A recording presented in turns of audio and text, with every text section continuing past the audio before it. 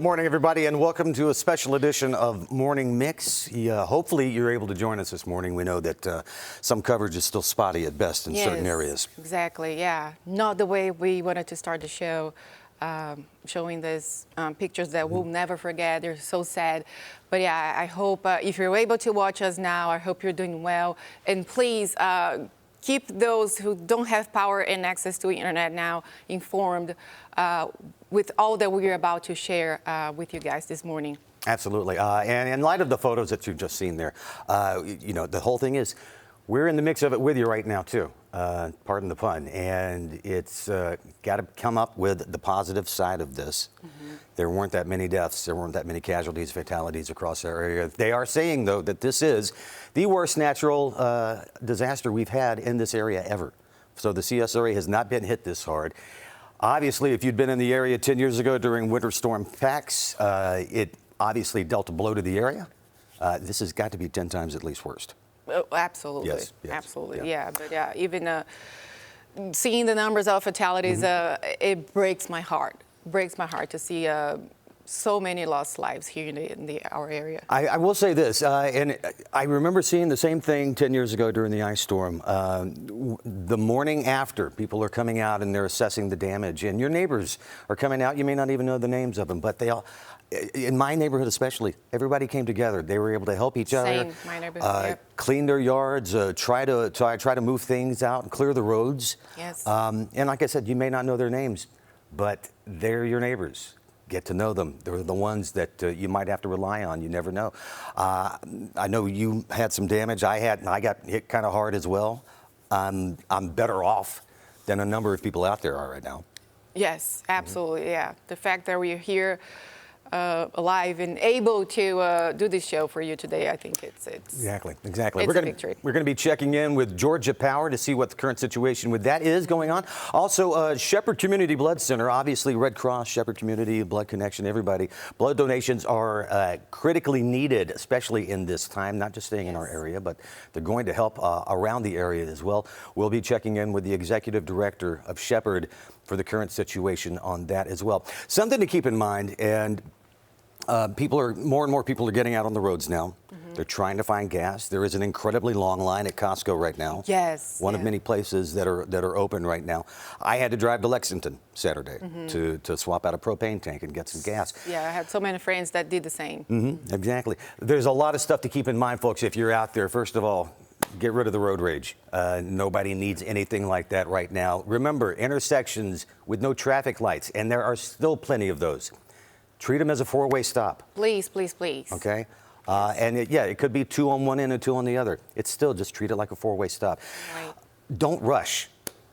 We're going nowhere fast, but we're making good time, folks. All right, so the roads are still spotty. Many lights, as we say, are still out. Don't rush through intersections. That's the biggest thing, and that's also one of the biggest reasons we've had so many accidents over the course of the last few days as well. Yes. So be sure that you're staying safe with that, too. And again, have patience. This is the worst weather situation the CSRA has ever seen. It's going to take some time to get things back to right. Yes. Okay? Yeah, patience and resilience. I think that these are the two main words that we need right now. Exactly. But then, I think the noise and the dark are things that I'll never forget. Like, I was hunkered down with my family downstairs, and when I stopped, we lost power, like everybody, internet. And I remember trying to send, like, we were checking on each other. Right. We knew Taylor was here at the station. She came the night before, and the three of us, like, we were checking on ourselves. And Joe, our director, when I stopped here in Fort Cliff at 6 a.m. in the morning, I was like, oh my gosh, what's going on? I just hope they're okay. And then I was able to send a message to our meteorologists and saying, hey guys, I don't have internet now, I don't have power. I'm relying on the push notifications, the push alerts. And those are coming through. and those were coming through. Big shout out to our team of meteorologists. They did an amazing job keeping all of us informed, and we are going to be talking to Mikhail Hannah Harding later on the show too. Exactly, and not just a big shout out to them, also a big shout out to our crew here too. There are so many people that have stayed for days here at the TV station, making sure that they can get as much information out as possible. They're sleeping here, yes. Yeah, so you have to be careful. You're going to step over somebody in the hallway that's sleeping here. Yes. So yeah, big shout out to our crew. Thanks for everybody doing their absolute best. And if they could get here, they did. And again, they just pulled it out. We want to go ahead and check in right now with Taylor Martin, who is joining us right now. Taylor, what's the current situation out there?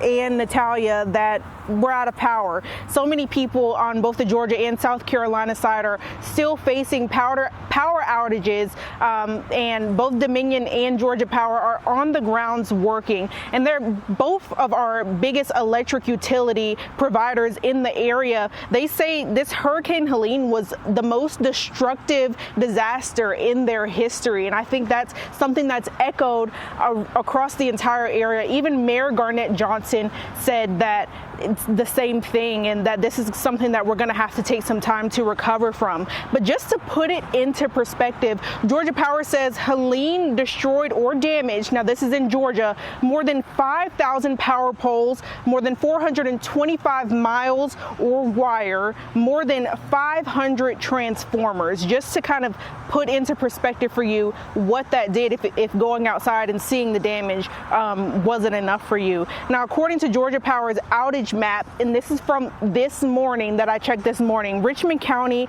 there are over 400 reported outages right now, and so that will leave 73,607 customers impacted as of this morning as far as how many people are out of power. But that number has gone down over the last couple of days because, like I said, you may have seen some Georgia Power trucks on the road already. They are here working, and the mayor says that they're sending more people. And across the river in South Carolina, more than 40,000 people are without power in Aiken County alone. Now, for most of our South Carolina counties, Dominion says damage assessments are in progress, and there's currently no estimated date for restoration in Aiken, Edgefield, McCormick County, and Saluda counties. Now, for Bamberg, Barnwell, and Allendale, you can expect to see power by Thursday evening. So back on the Georgia side, Georgia Power has given an estimate of October 5th for restoration of power. Now, that's by October 5th. That doesn't mean it's going to take that long. It could take that long, and so that's the estimate they gave. Now, this is all on the outage map websites for both Dominion Energy and Georgia Power. So you can go on their websites, and even if you have the app on your phone, I know I've gone and checked, and it will tell you whether or not you have power at your specific location or your specific address. All right, we appreciate it, Taylor. And I guess on both sides of the river, we should expect to adhere to a curfew. In Augusta, that's from 7 p.m. to 7 a. Columbia County, you've got 8 p.m. to 8 a.m. In Aiken County, I believe, I'm not sure if they're lifting the curfew. Lifted, yes. I believe they've lifted the curfew for that as well. But those curfews, again, for everyone's safety. We don't need people to be out there, especially in the dark where there is no power. If you're trying to drive, it's still dicey out there, and it's going to be for a while. So yeah, check on your friends, check on your family, check on your neighbors, make sure everybody is good. If you have something that you can share with it, all right? Don't be stingy with everything. We are going to get the gas back in here. We'll get the ice. I believe Ready Ice is starting to make more ice as of today, so we should be good. Powers be back. So yeah, we are going to talk with Georgia Power authorities, the latest updates on their crucial work. So stand by, we'll be right back. You're watching a special edition of Morning Mix. Georgia Power says Hurricane Helene was the most destructive disaster in their history.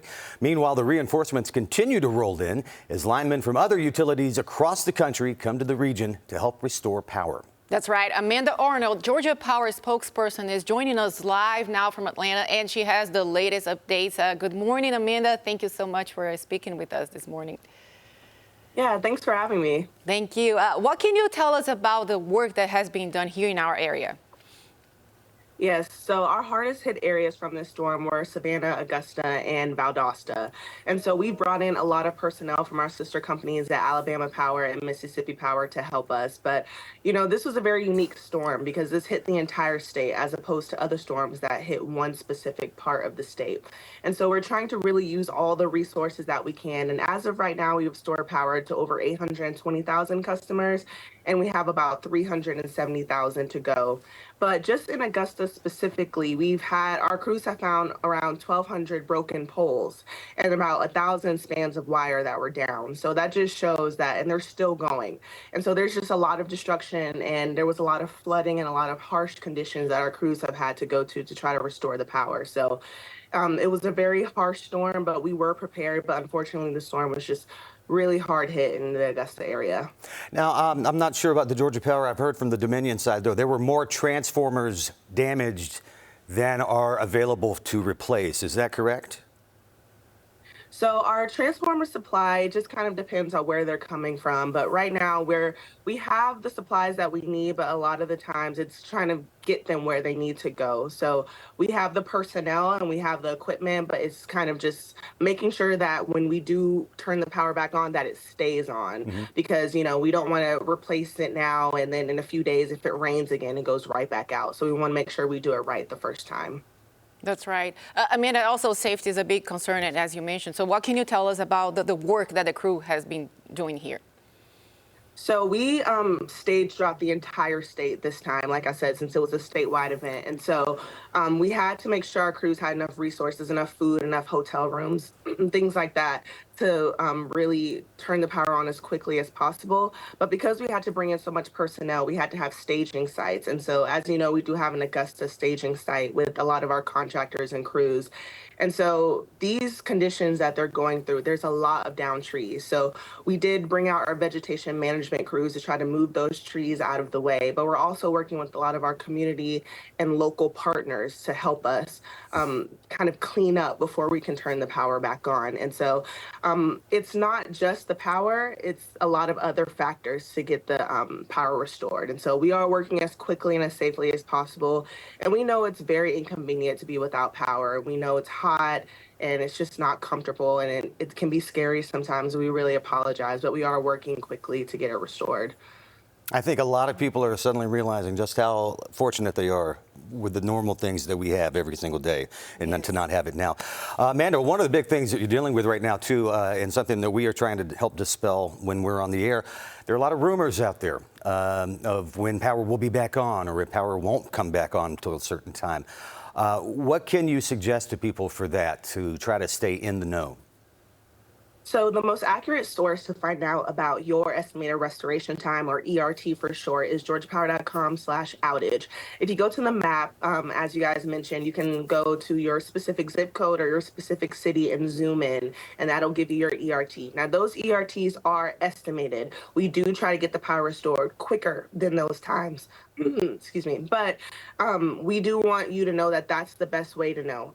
Not social media, not word of mouth. It's the outage map. And so there was a few days ago, there was a screenshot floating around from a few years ago from Hurricane Michael that had inaccurate ERTs, but that was not correct. The most accurate information is from the outage map. You mentioned social media, Amanda, and just as we're talking about, Georgia Power is trying to get the power back on efficiently, but also safely at the same time. There's a bit of negativity going about through the social media pages. Is that correct?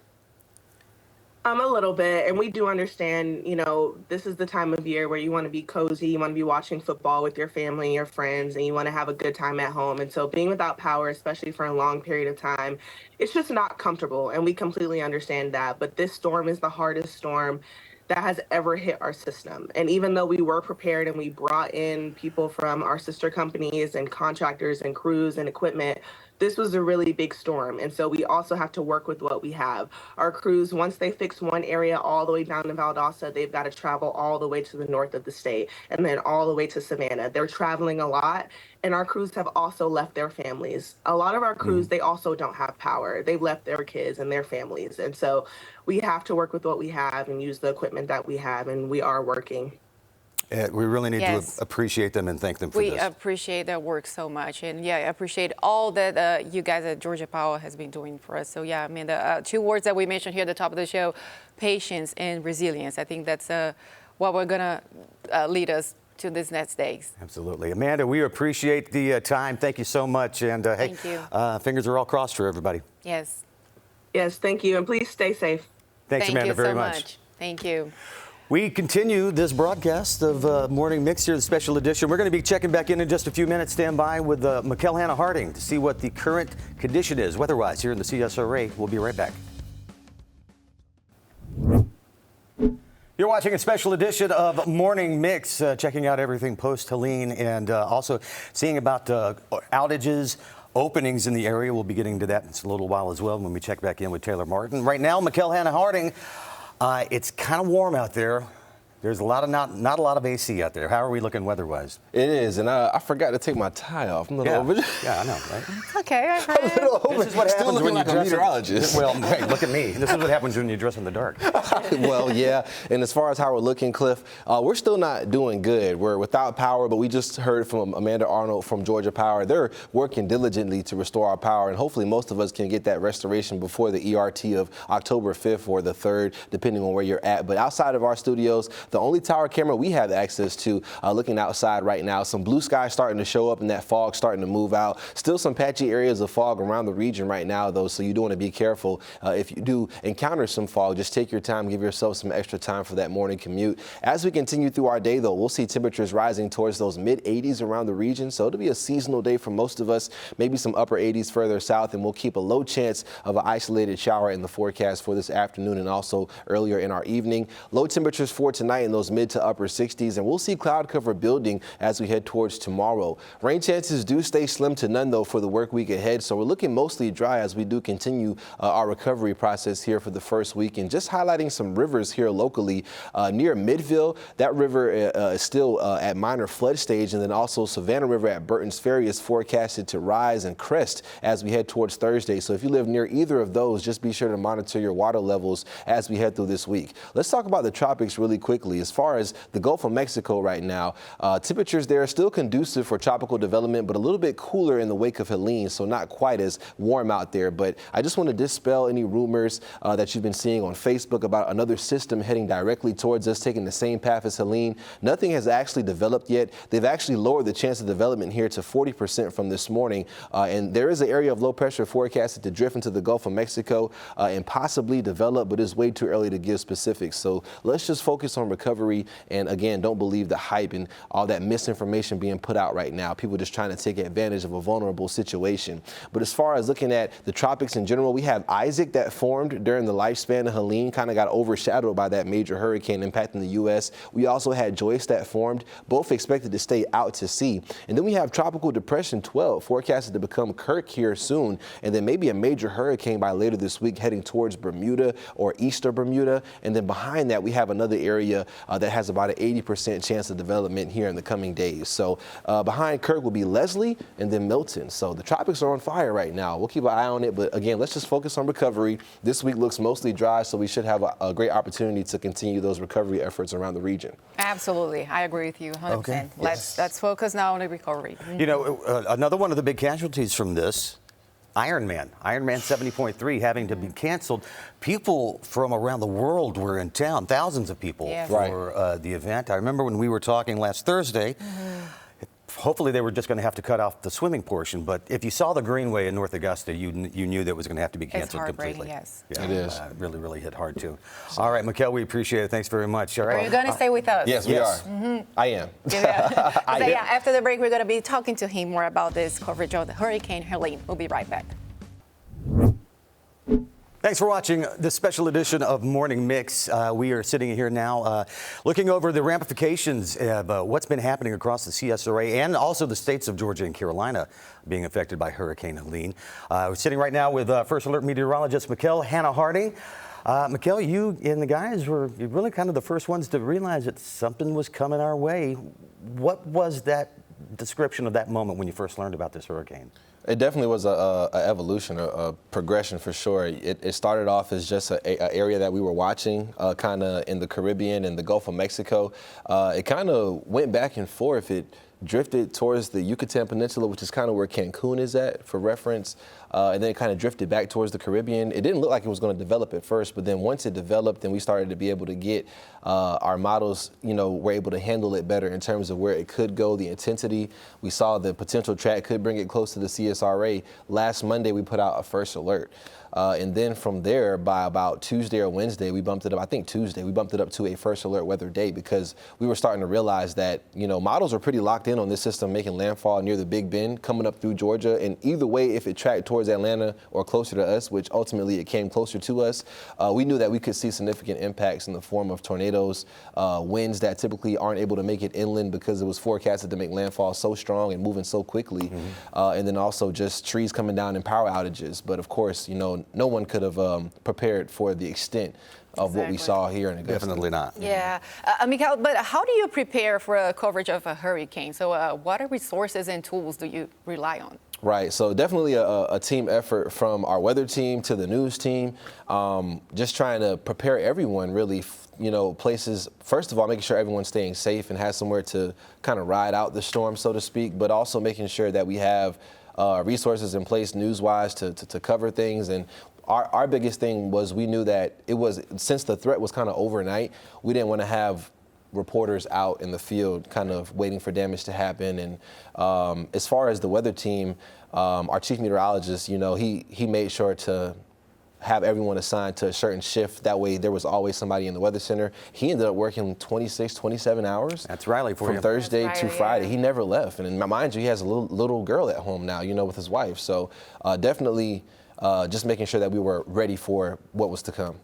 And not a question, we're going to ask another question in a second, but I've seen a lot of people talk online saying they absolutely believe there had to have been a twister or a microburst or tornado go through their area.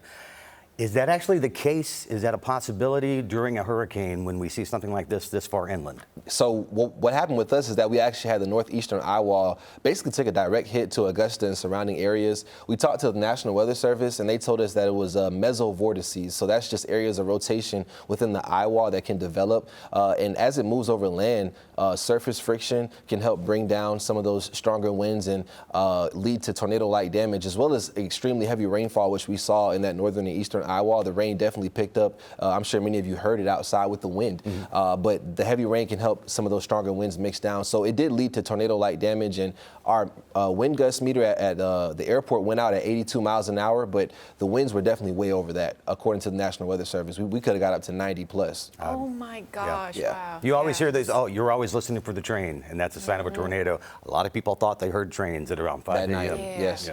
Miguel, I want to touch now the point of families, because you mentioned Riley was here, his wife and his daughter were at home.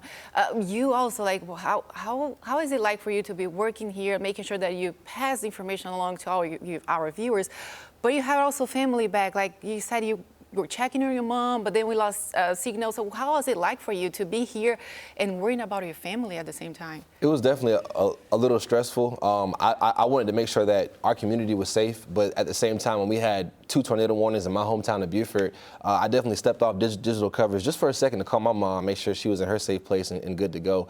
But it definitely can be a lot just to balance, but at the end of the day, we, as meteorologists, we have a job to do, and our number one job is to provide weather information that can save lives. And I think that's the part that hurts me and my weather team the most, is that we lost lives, even though we tried our hardest to save them. Yeah.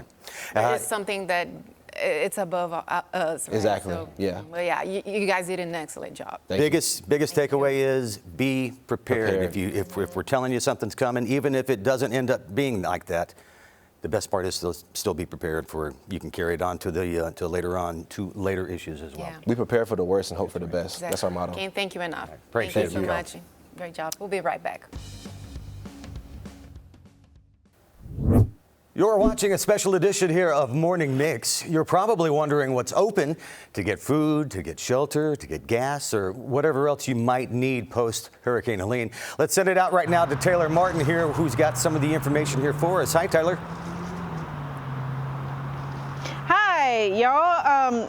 Like you said, Cliff, people are definitely wondering where to get food, and I think the biggest thing is the long line. So I'll just start off with what's free. So as far as shelter goes, in Augusta, May Park Community Center is open for shelter. That's going to be on 4th Street here in Augusta. Now over in Aiken, Barnwell, Bamberg counties, the Salvation Army in Aiken, who we've had on the show before, they are feeding the community. They've been doing it, I believe, since Hurricane Helene hit. So today they'll be in the KJ's parking lot, and then they will also be at their soup kitchen on Park Avenue in Aiken. That's going to be today at noon, and you can check more information for that on their Facebook page. Now, as far as gas, I think that's really where most of the long lines have been in the most recent days. I've heard as long as 3 hours people have been waiting for gas. So, of course, as of Sunday at 9:30 a.m., we had that Costco gas station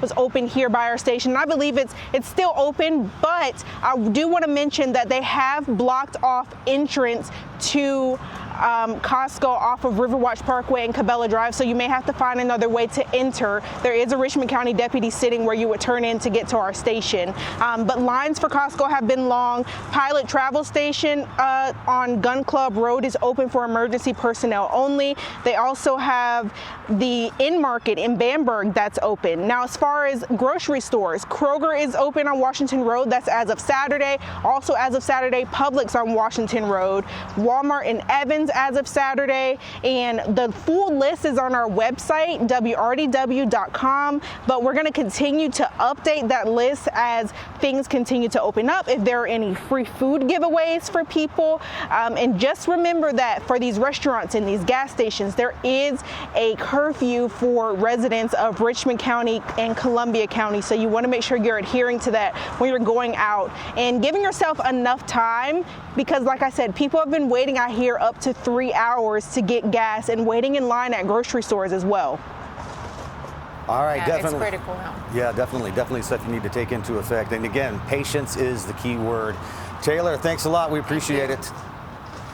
Now, to say the damage from Hurricane Helene is extensive, that would be major understatement, obviously. The ramifications and effects of this storm are going to be long felt. Not only are gas, food, and ice supplies in short demand, so are blood supplies. Now more than ever, those donations are severely needed. That's right. And Executive Director Benjamin Prijatel is with us with Shepherd Community Blood Center, and he's joined us this morning to give us the update. Good morning. Yeah, good morning. Thanks for having me here. Thank you. Thank you for coming. So what can you tell us about the need at the moment? Yeah, well, luckily we had generator power at our Augusta Center where all of our blood is stored. So all that blood has been kept safe the entire time and has been available to local hospitals. Since the storm came through, we've actually supplied over 150 units. That's a little low for us in that amount of time, but that's still the blood from 150 people that we've had to provide. And so, we need those back, and we will have even a greater need as really people start to recover and we move past this. Right. Now, you mentioned that some of the locations are without power. Right. However, you still have the blood bills going, correct? Correct. And I did just get some news right before we came on this morning that our main center in Augusta, the power was just restored a few moments ago. So that's huge for us. This is the one on Wrightsboro Road. On Wrightsboro Road, yep. And but our other centers we've been operating all weekend in Augusta, Evans, and in Aiken with the buses out front. And we're still that way today. We're going to start transitioning to have people come inside. But those three centers are open. And we're going to try to get to full steam tomorrow by opening our Grovetown and Dublin sites as well. Great. Okay, so talk to us about how a natural disaster like this, the worst in our area has ever seen, affects not just the blood supplies, but everyone's, right? Yeah, I can't say enough about our staff who have really pushed through during this time, because like you said, it affects everybody. And we have staff who literally, we had one phlebotomist who helped cut her father-in-law out of her house who was trapped, and she came to work the next day. So that was on Saturday, she came to work, and she's been there every day since. And I think that says a lot for our team members. They understand what they do and how important it is. And, as bad as it is for us with no power and no gas, it's way worse for the folks who are at Children's Hospital of Georgia or who are at Georgia Cancer Center. Right. It's still worse for them today than it is for us. And that's something that we really have to remember. The resilience that hundreds and thousands of people have seen and done and performed the last few days has just been immeasurable, too. For the people that are wanting to donate and they can get there, how do you know that you can donate? and what can you donate? Yeah, we have a variety of patients at our hospital, so we need a variety of donors with all sorts of blood types. And really, if you're healthy and well, that's the number one qualification to donate. A lot of people think that, certain medicines may prevent you and things like that. The FDA in recent years has lifted a lot of those restrictions. We're conveniently located. Given the situation and where we are, I would say swing by, and it will just take us a few minutes to determine whether you're eligible or not, and that's the best way. Okay, and what is the best way for people to find out where and when they can make a donation? Yeah, we are updating our Facebook page every day, multiple times a day. That's the best way to go. And we are 8 to 4 today in Augusta, Aiken, and Evans, and we're going to expand tomorrow and try to get back to regular hours at all of our sites by Tuesday. I want to end this on a wonderful and beautiful note. If you had social media, you might have seen this, but you have a great story to share concerning a special donator. Oh man, yeah. Yesterday, we had a donor come to our Augusta Wrightsboro Road location. She walked 3 miles to come to our donor center to donate blood just to help somebody. And to me, that is absolutely incredible. That, a lot of us are complaining about the comforts that we don't have that we normally get. Mm-hmm. And this young woman, made that sacrifice just to help a stranger. And that story is on our Facebook page, and you can go check that out. And it's a great story and great picture of the young lady who helped us out. If she can do that, you can definitely do that too and help out. What to say after that? I can't even say anything else. Resilience is what it's all about too. That's beautiful. Yeah. And helping out your fellow person. Yeah. Benjamin, again, shepherdblood.org is where you can get the information. Again, check the Facebook pages, the social media pages for Shepherd. They are up and running with the bloodmobiles. The Wrightsboro Road location has now just gotten power back. Just this morning. Yeah, that's huge. Yep. And we're here. Aiken is going to be open this morning as well with power. So. Okay, perfect. Blood, platelets, plasma, they need it all here to help out everybody that's being affected by this hurricane. Benjamin, thanks so much for joining us. Thank y'all for having me. Appreciate it. Coming up next, do you have AFib?